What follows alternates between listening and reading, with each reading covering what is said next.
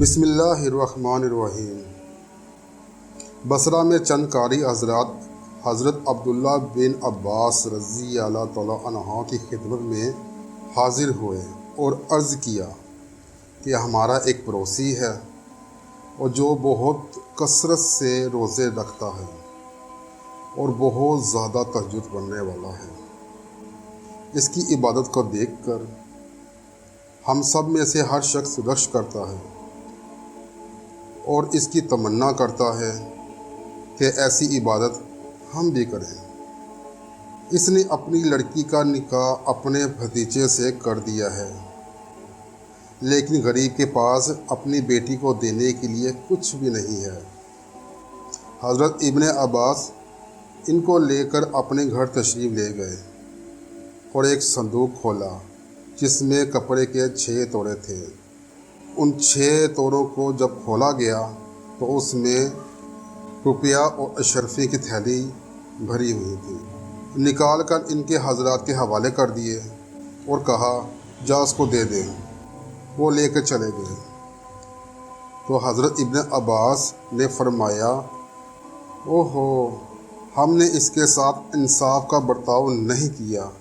یہ مال اس کے حوالے اگر کر دیا جائے گا تو اس غریب کو بہت دقت ہوگی۔ وہ اس جہیز کے انتظام کے جھگیرے میں لگ جائے گا، جس سے اس کی مشغولی بڑھ جائے گی۔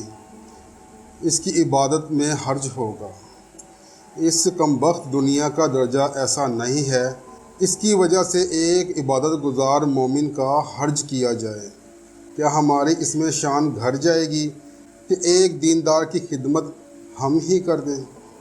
لہٰذا اس مال سے شادی کا سارا انتظام ہم مل جل کر کریں گے۔ وہ حضرات بھی راضی ہو گئے۔ اس مال سے شادی کا سارا انتظام ہم سب نے مل کر کر دیا اور سامان تیار کر کے اس کے حوالے کر دیا۔ سبحان اللہ۔ دوستو، یہ ہے اللہ کی مدد، یہ اللہ کا قانون ہے۔ جو اللہ کا ہو جاتا ہے اللہ پاک اس کے ہو جاتے ہیں۔ اللہ پاک زندگی کا سارا کام اس کے اپنے خزانوں سے کرتے ہیں، اور آج بھی اللہ وہی ہے، لیکن ہم سب بدل چکے ہیں، اور جس حالات سے آج ہم گزر رہے ہیں یہ ہمارے ہاتھوں کی کمائی ہے۔ آئے اللہ پاک کو منا لیں، اللہ ہمارے سارے کام بنا دے گا۔ ہمارے لیے بھی ایسی مدد آسمانوں سے اتریں گی انشاءاللہ۔ السلام علیکم ورحمۃ اللہ۔